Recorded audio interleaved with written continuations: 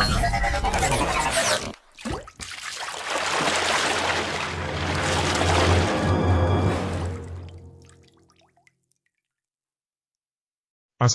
warahmatullahi wabarakatuh. Berjumpa lagi dengan saya Andri Rahmayadi. Selamat datang di channel saya. Bagi yang baru bergabung dengan channel saya silahkan like, subscribe dan share jika beberapa video saya bermanfaat. Dukung channel saya supaya saya lebih semangat dalam membuat konten tutorial ke depannya.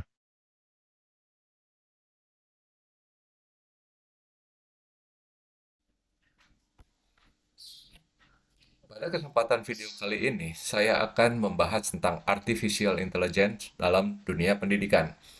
Kita sering mendengar bahwa teknologi tidak akan menggantikan guru, tapi guru yang menggunakan teknologi mungkin akan menggantikan guru yang tidak menggunakan teknologi. Teknologi adalah sebuah alat. Jika berada di tangan yang tepat, teknologi akan menjadi alat yang transformasional. Bagaimana kita sebagai guru dapat memaksimalkan teknologi dalam kelas? Setidaknya ada 3 cara dalam menggunakan teknologi untuk memaksimalkan proses belajar. Teknologi sebagai sumber belajar, satu, itu. Kedua adalah teknologi sebagai alat belajar. Dan yang ketiga, teknologi sebagai cara belajar. Maka pada kesempatan kali ini, artificial intelligence atau AI berperan penting dalam dunia pendidikan. Sebelumnya kita bahas dulu tentang AI. Apa itu AI? AI merujuk pada kemampuan mesin untuk meniru atau meniru kecerdasan manusia. Ini mencakup berbagai teknik dan metode yang memungkinkan komputer untuk memahami, belajar, dan mengambil keputusan berdasarkan data yang diberikan. Sejarah perkembangan AI. Konsep AI pertama kali muncul pada tahun 1956 ketika para ilmuwan merintis langkah pertama dalam pengembangan kecerdasan buatan. Namun, pada tahun-tahun berikutnya, perkembangan AI mengalami periode yang dikenal sebagai musim dingin AI, di mana minat dan dukungan terhadap teknologi ini menurun drastis. Barulah pada tahun 2000-an kemajuan dalam teknologi komputer dan perkembangan algoritma memulai era baru dalam perkembangan AI. Bagaimana AI memanfaatkan atau pendidikan memanfaatkan teknologi AI ini? Kecerdasan buatan membawa banyak sekali peluang dalam desain dan penyampaian khusus online. Di antaranya adalah efisiensi dalam pembuatan konten. AI dapat memproduksi dan memperbarui konten pendidikan dengan cepat, sehingga membebaskan para pendidik dari tugas-tugas yang melelahkan. Hal ini tidak hanya menghemat waktu, tetapi juga memastikan bahwa konten tetap terkini dan relevan. Kemudian ada otomisasi tugas. Tugas-tugas administratif yang berulang kini dapat diotomatisasi dengan penggunaan AI, sehingga para pendidik dapat fokus pada hal-hal yang benar-benar penting. Para pendidik, hal ini berarti lebih banyak waktu untuk pendampingan langsung dan lebih sedikit siswa yang tertinggal. Kemudian ada peningkatan keterlibatan siswa. AI menjadi sekutu yang kuat dalam menjaga siswa tetap terlibat dan termotivasi. Dengan menganalisis pola pembelajaran individu, alat AI adaptif dapat mempersonalisasikan pengiriman konten, memenuhi gaya belajar yang unik. Di sisi lain, alat AI generatif dapat dilatih untuk memasukkan praktek terbaik desain pembelajaran ke dalam aktivitas kursus. Kemudian alat bantu pembelajaran visual. Informasi yang kompleks dapat divisualisasikan dengan cara dan akurat menggunakan alat bantu AI. Penghasil gambar seperti Canva, Visme, Microsoft Sway, dan banyak lain sebagainya. Sehingga konsep abstrak menjadi lebih mudah diakses oleh para pelajar. Kemudian dukungan untuk kebutuhan khusus. Kemampuan AI seperti text to speech atau dari teks menjadi suara, kemudian pengenalan visual, pengenalan suara, dan lain sebagainya dapat disesuaikan untuk mendukung siswa berkebutuhan khusus yang menawarkan cara-cara untuk mengadaptasi sumber daya pembelajaran untuk pembelajaran yang inklusif. Terakhir, menumbuhkan keterampilan abad ke-21, memperkenalkan AI dalam konteks budaya yang lebih luas tidak hanya menanamkan keterampilan teknis, tetapi juga memupuk pemikiran kritis dan pertimbangan etis seputar penggunaan teknologi tersebut. Nah, tantangan AI dalam pendidikan. Dengan setiap peluang besar yang dihadirkan oleh alat dan kemampuan AI, para pendidik juga harus didukung dalam mengatasi tantangan yang muncul. Sebagai contoh, di sini ada keahlian teknis. Beberapa pendidik mungkin mengalami kesulitan karena kurangnya keahlian teknis, sehingga menghabiskan banyak waktu dan tenaga untuk mencoba menyesuaikan alat bantu AI dengan kebutuhan mereka. Untuk merancang petunjuk yang efektif bagi alat bantu AI generatif, para pendidik perlu memahami cara merumuskan pertanyaan yang memunculkan respon yang diinginkan dari sistem AI yang terkadang membutuhkan pengetahuan tentang proses yang mendasarinya. Kemudian, tantangannya yaitu biaya. Menerapkan solusi bertenaga AI bisa jadi menuntut biaya yang besar, sehingga menjadi tantangan tersendiri bagi institusi dengan keterbatasan anggaran. Namun, dengan banyaknya penyedia yang memilih menggunakan sistem kredit untuk mengelola penggunaan di antara anggota tim yang berbeda dan menerbitkan faktur, biayanya menjadi tidak terlalu mahal. Selanjutnya, masalah etika.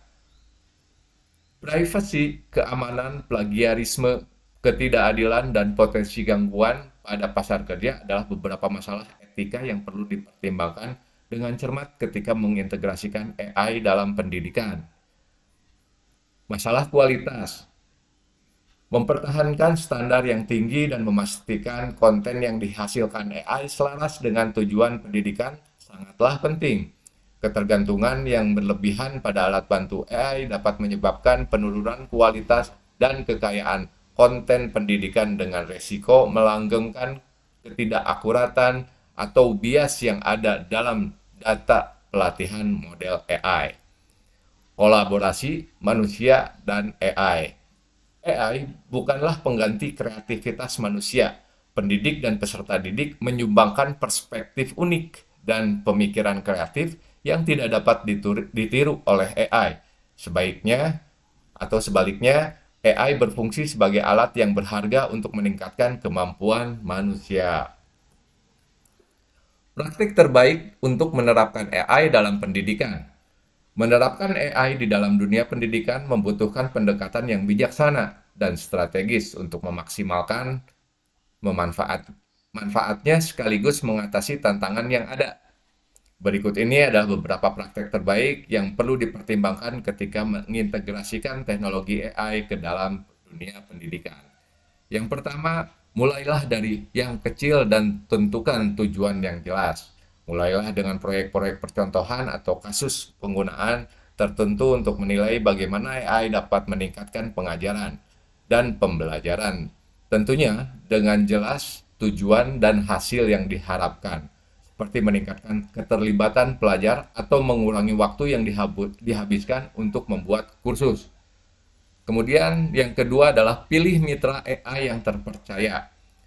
Pemilihan penyedia teknologi mitra AI yang memiliki reputasi baik dengan rekam jejak keberhasilan dalam dunia pendidikan, yang memiliki komitmen yang sama dengan Anda terhadap kualitas dan penggunaan yang beretika. Carilah solusi yang mudah digunakan untuk beradaptasi dan dapat disesuaikan dengan kebutuhan unik institusi Anda. Di sini saya pribadi lebih sering menggunakan AI-nya itu ChatGPT, Gemini, Copilot, dan Perplexity. Yang ketiga adalah tinjau konten yang dihasilkan. Sebelum kita masuk atau mempublishkan konten yang sudah kita hasilkan, kita harus tinjau dulu. Memilih alat bantu AI yang memungkinkan adanya campur tangan manusia. Tinjau dan sempurnakan konten yang dihasilkan agar sesuai dengan kurikulum, gaya mengajar, dan kebutuhan pelajar Anda. Solusi yang mudah beradaptasi dapat disesuaikan dengan mata pelajaran, tingkat, dan tujuan pembelajaran yang berbeda. Yang ke-1, 2, 3, 4, 5, menyediakan pelatihan. Tawarkan sesi pelatihan bagi para pendidik untuk membiasakan mereka dengan alat bantu AI dan cara mengintegrasikannya secara efektif. Dukungan yang berkelanjutan sangat penting untuk memastikan para pendidik dapat memanfaatkan kemampuan AI dengan percaya diri. Dan yang terakhir adalah mengatasi masalah etika. Masalah-masalah etika dalam mengatasinya dengan penggunaan AI dalam dunia pendidikan menetapkan pedoman untuk penggunaan AI yang bertanggung jawab, memastikan keadilan, transparansi, dan akuntabilitas dalam proses pengambilan keputusan, mendidik siswa tentang implikasi etis dari AI dan dampaknya terhadap manusia, mendorong pemikiran kritis dan diskusi tentang penggunaan AI yang bertanggung jawab, mitigasi bias dan konsekuensi potensial. Memulai AI dalam dunia pendidikan. Menerapkan AI dalam dunia pendidikan membutuhkan pendekatan strategis. Berikut adalah cara memulainya. 1. Identifikasi kebutuhan. Tentunya area di mana AI dapat memberikan nilai tambah seperti pembuatan konten, personalisasi, ataupun penilaian. Seperti yang kita ketahui bahwa sekarang dalam kurikulum Merdeka sangat bersinggungan langsung dengan yang namanya konten atau video pembelajaran atau MPI, media pembelajaran interaksi, dan lain sebagainya. Bahkan asesmen pun sekarang bisa digunakan menggunakan AI. Kemudian tentukan tujuan. Tentukan tujuan yang jelas untuk mengintegrasikan AI, apakah itu meningkatkan keterlibatan siswa atau merampingkan tugas-tugas yang bersifat administratif. Yang keempat, siapkan tim dan teknologi. Ini yang paling penting. Berikan pelatihan bagi para pendidik untuk memastikan mereka merasa nyaman dengan alat bantu AI. Karena banyak generasi milenial yang masih menganggap bahwa teknologi tidak akan menggantikan guru. Tetapi yang seperti yang pada awal saya sebutkan bahwa guru yang menggunakan teknologi akan menggantikan guru yang tidak menggunakan teknologi. Kemudian yang terakhir adalah melacak indikator kinerja. Menetapkan indikator kinerja yang terukur untuk mengevaluasi dampak AI. Misalnya, melacak hasil pembelajaran dan efisiensi. Tentukan indikator kinerja utama atau KPI. Untuk mengukur dampak AI terhadap hasil pengajaran dan pembelajaran, pantau kemajuan secara teratur dan gunakan wawasan berbasis data untuk menyempurnakan strategi. Oke, demikianlah salah satu sifat atau bagaimana cara penggunaan bijak dalam menggunakan AI. Mudah-mudahan dalam video kali ini dapat membantu kita dalam menggunakan AI di dunia pendidikan. Assalamualaikum warahmatullahi wabarakatuh.